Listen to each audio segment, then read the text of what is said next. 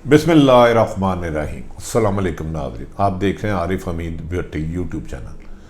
नाज़रीन, पाकिस्तान में पहुंचने वाली र्यूमर्स, कॉन्स्पिरेसी थ्योरी, फ्रॉड, आज पाक फौज के तर्जमान ने सबको रद्द कर दिया। ना सिर्फ उन्होंने बैरूनी दुश्मनों को मुंह तोड़ जवाब दिया, बल्कि पाकिस्तान के खिलाफ साजिशें करने वालों को भी जवाब दिया। आज DGISPR major general Babar Iftikhar ने एक तफसीली प्रेस कॉन्फ्रेंस की और लोगों के सवालात लिए, और उनका कहना था कि पाक फौज एक गैर सियासी अदारा है और हुकूमत का ज़ैली अदारा है, जिसका काम मुल्क की हिफाजत है और उसके लिए जानों कुर्बान देना है। उन्होंने ये भी कहा कि कोई माई का लाल अफगानिस्तान के बॉर्डर पर लगी बार को उतार नहीं जा सकता। उन्होंने सियासी जमातों को भी पैगाम दिया कि इस्टेब्लिशमेंट को किसी भी सूरत सियासत में इन्वॉल्व ना किया जाए। उनके लिए तमाम पाकिस्तानी एक बराबर है, तमाम सियासी जमातें एक बराबर हैं। उन्होंने इस मौके पर पाक फौज की कुर्बानियों की भी तफसीली जिक्र किया। इन हालात के बाद ग्रैंड डायलॉग का प्रोपेगेंडा करने वाले मोहम्मद अली दुरानी और कुछ शुदरियाँ छोड़ने वाले की आवाज़ यकीनन धीमी पड़ जाएगी कि हम किसी और के एजेंडे पर काम कर रहे थे। उन्होंने ये भी कहा कि पाक फौज किसी अपोजिशन की जमात से बैकडोर डिप्लोमेसी नहीं कर रही। ये DGISPR बाबर इफ्तिखार साहब का कहना था सहाफ़ियों के साथ प्रेस कॉन्फ्रेंस के दौरान। नाज़रीन, आज अचानक DGISPR बाबर इफ्तिखार साहब आए, और याद रखें DGISPR जो कहते हैं वो पाक फौज की तर्जमानी होती है, वो आर्मी चीफ और फौज की तरफ से तर्जमानी करते हैं। उन्होंने एक तफसीली प्रेस कॉन्फ्रेंस की। उन्होंने कहा कि वो जानते हैं बाज़ NGO भारत फेक न्यूज़ के ज़रिए पाकिस्तान की बदनामी कर रहा था, पाकिस्तान के खिलाफ फेक बेबुनियाद झूठी खबरें फैला रहा था, जिसकी तफसीलात लेकर UN और अक़वाम मुत्तहिदा को दे दिया गया, जिस पर भारत को नदामत उठाना पड़ी। उन्होंने बताया कि भारत पाकिस्तान के खिलाफ जहरीला प्रोपेगेंडा जो बेबुनियाद कर रहा था, उसमें ना कोई हकीकत थी ना है। पाकिस्तान की फ़ौज एक फुट सोल्जर है और जो सिर्फ अपनी सरहदों की हिफाजत करना जानता है और अपने दुश्मन को ना सिर्फ जवाब देना चाहता है, देनी जानती है, बल्कि उसको खामोश भी कराना जानती है। उन्होंने इस मौके पर कहा कि पाकिस्तान फौज हुकूमत का एक ज़ैली अदारा है, इसका ना सियासत से कभी तल्लुक़ था, ना है और ना रहेगा।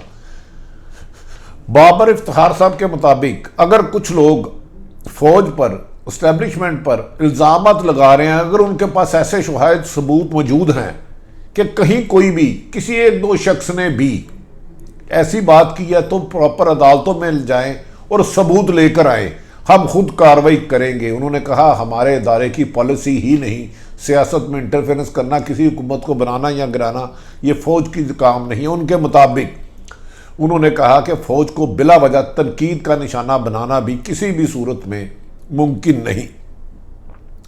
इस मौके पर उन्होंने कहा कि ना ही कभी ऐसी हमें ज़रूरत महसूस हुई है कि हमारी प्रोफेशनल जिम्मेदारियां इतनी ज़्यादा फ़ौज की होती हैं। एक फुट सोल्जर को इतनी कुर्बानियाँ और इतनी टफ जॉब है कि उसको सियासी मामलात में ना आने की ज़रूरत थी, ना है, ना वो सियासत में आएगी।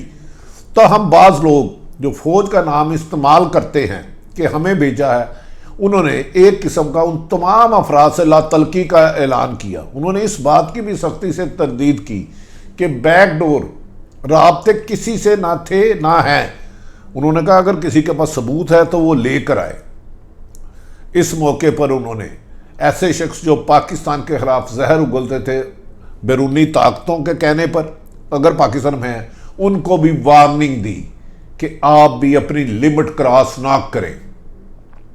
आप सियासतदानों के अपोजिशन हो या हुकूमत, इनको सियासी मामलात सियासत में करने दे। अगर इनके खिलाफ कोई मुकदमा है तो उनके बादिउल नज़र में उनका मौक़िफ़ यही था कि वो अदालतों में जाएं और सियासी मामलात पार्लियामेंट में हासिल करें। इसमें किसी भी अदारे को शामिल करना ना सिर्फ नाइंसाफ़ी होगा, बल्कि अदारों की कुर्बानी को नज़रअंदाज करने के भी मुतरादिफ होगा। उन्होंने एक सवाल के जवाब पर कहा कि किसी की इतनी जुर्रत नहीं कि अफगानिस्तान बॉर्डर पर अफगानिस्तान के बॉर्डर पर जो बार लगाई गई है उसको तकरीबन 83% उसका हिस्सा मुकम्मल हो गया है। वो पाकिस्तान की सलामती और पाकिस्तानी ज़मीन को दुश्मनों के से महफूज रखने के लगाई गई है कि उसके 1 इंच भी उड़ा सके, उतार सके, उसको हिला सके। उन्होंने कहा इसके लिए लातेदाद कुर्बानियाँ दी हैं। हम जानते हैं नाज़रीन, ये बात मैं अपनी इन्फॉर्मेशन दे रहा हूँ, बाढ़ लगाने के लिए पाक फौज के अफसर और जवानों पर हमले हुए, बारूद पर चलकर उन्होंने पाकिस्तान की सरजमीन को न सिर्फ महफूज बनाया बल्कि दुश्मन को भी नाकाम किया कि वो अपने टेररिस्ट पाकिस्तान में भेज ना सके। उनका कहना था कि पाकिस्तान अपनी हिफाजत पर किसी भी तरीके से किसी भी इंटरनेशनल पावर हो या कोई भी निचली चीज हो उसमें कंप्रोमाइज नहीं करेगा और पाकिस्तान की इस्टेब्लिशमेंट पाकिस्तान की हिफाजत के लिए दिन रात सुबह शाम सिर्फ और सिर्फ अपनी प्रोफेशनल ड्यूटी देंगी और ना ही किसी को अंदरूनी मुल्क पाकिस्तान के बैरूनी आलाकारों के मेंबर बन के काम करने की इजाज़त दी जाएगी। एक मौके पर सवाल पे जवाब पे उन्होंने कहा कि उन्हें तो समझ नहीं आती कोई रावलपिंडी एहतजाज के लिए क्यों आना चाहता है, इसकी तो वजह है ही कोई नहीं। हमारा किसी की सियासी जमात से किसी भी एहतजाज से कोई ना डायरेक्ट ना इनडायरेक्ट वास्ता था ना है। ताहम अगर कोई आएगा तो हम उसको चाय और पानी पिलाएंगे, लेकिन रावलपिंडी में एहतजाज की वजह ना थी। आई थिंक के रावलपिंडी में एहतजाज जहां कोई बाज़ पाकिस्तान के सियासतदान, चंद सियासतदान जो नामुनासिब तरीके से धमकियां दे रहे हैं, ये उनको सॉफ्ट और प्यार भरा मैसेज था कि बेटा अपनी लिमिट में रहें, अपनी लिमिट क्रॉस ना करें, अदारों को सियासत में मुलव्वस करने की रविश को तर्क कर दें। वरना यकीनी बात है आइन में, आपके कानून में इस्टेब्लिशमेंट और अदलिया को तहफ़्फ़ुज़ हासिल है कि उनके बारे में नामुनासिब ज़ाहिर करना या उनकी क्रेडिबिलिटी को डैमेज करने के खिलाफ कानून के मुताबिक कार्रवाई होगी। आज का उनका मैसेज मेरा ख्याल है अपोजिशन जमातों के लिए बिल्कुल वाज़िया था कि इस्टेब्लिशमेंट आज की सियासत में जो कुछ भी हो रही है उसमें डायरेक्ट इनडायरेक्ट दोनों सूरतों में उनका कोई रोल नहीं और वो गैर जानिबदार रहेगी, किसी की हमायत नहीं करेगी। उन्हें सिर्फ और सिर्फ बैरूनी ताकतों से निपटने के लिए ट्रेनिंग दी जाती है, कुर्बानियाँ देती हैं। उन्होंने अपनी गुफ्तगू में यह भी कहा रद्दुल और फसाद और ज़रबे अज़ब को के ज़रिए जितनी लातदाद कुर्बानियाँ दे के पाकिस्तान में 5-5 ब्लास्ट रोज़ाना होते थे जिसमें हमारे सैकड़ों भाई पाक फौज के जवान, पुलिस, आम शहरी, ताजर, हर कोई सियासतदान शहीद होता था, उसको अमन को लाया गया है जिसमें लातदाद शहदा की कुर्बानियाँ हैं फौज और पुलिस की। तो लिहाजा किसी को ये इजाज़त नहीं दी जाएगी कि जो पाकिस्तान में की ज़मीन को जरा दहशत गर्दों से पाक किया गया, यहाँ दहशत गर्दी फैलाने का कोई भी हो सके। नाज़रीन, इस सिलसिले में पिछले दिनों फंक्शनल लीग के पीर पगाड़ा के कहने पर मोहम्मद अली दुरानी साहब बहुत सरगर्म हुए। उन्होंने शहबाज शरीफ से जेल में भी मुलाकात की और मोहतरम मौलाना फजलुर रहमान से भी मुलाकात की और तासुर ये दिया कि वो किसी थर्ड पार्टी के कहने पे डायलॉग कर रहे हैं जिसको आज के बाद पैगाम के बाद मेरा ख्याल है उसके तासुर में जान नहीं रही। ताहम कुछ लोग कहते हैं कि बाज़ अदारे पाकिस्तान के हैं, वो उनसे गुफ्तगू करने का ये मतलब नहीं कि हम सियासत में इंटरफेरेंस कर रहे हैं। हाल चाल पूछने की हदूद तक मामला ताल्लुकात गुफ्तगू होती रहती है, लेकिन हुकूमत को रद्द नहीं किया जाएगा।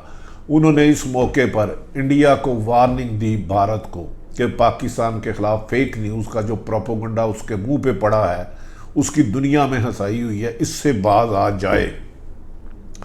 डीजी ISPR ने आज बड़े अच्छे लफ्ज़ों में ना सिर्फ पाकिस्तान के फुल प्रूफ हिफाजती इकदाम से आवाम को, पूरी दुनिया को आगाह किया, बल्कि ऐसे शरपसंद लोगों को जो पाकिस्तान में बदअमनी फैलाना चाहते हैं, फेक न्यूज़ के ज़रिए अदारों को बदनाम करना चाहते हैं, उन्हें वार्निंग दी कि आप कानून क्रॉस करेंगे तो कानून हरकत में आएगा। उनका कहना था कि हुकूमत की जिम्मेदारी है। उनकी गुफ्तगू से बादिल नज़र में ये लग रहा था कि अगर पाकिस्तान के खिलाफ कोई बात करता है तो ये कार्रवाई करना हुकूमत की जिम्मेदारी है, आइन ने वजीर आज़म को इसका अख्तियार दिया है। आज की इस बात के बाद मुझे यकीन है कि PDM के रहनुमा इमरान खान के खिलाफ जो जदोजहद करने करें, उनका तो इमरान खान का क्रिस्टल क्लियर मौक़िफ़ है कि वो किसी कीमत पर भी किसी को NRO नहीं देंगे, लूटा हुआ माल वापस लेंगे। ताहम इलेक्शन इस्लाहात, इकॉनमी पर और पाकिस्तान की बेहतरी और अवाम के लिए कानून साजी के लिए वो हर मौके पर अपोजिशन के साथ मुज़ाकरात के लिए तैयार हैं और हर मौके पर पार्लियामेंट में वो आएँ और बात कर सकते हैं। जबकि पार्लियामेंट एक ही PDM एक ही जिद लगाए हुए है कि नहीं, हम वज़ीर आज़म इमरान खान को पाकिस्तान का वज़ीर आज़म ही नहीं मानते।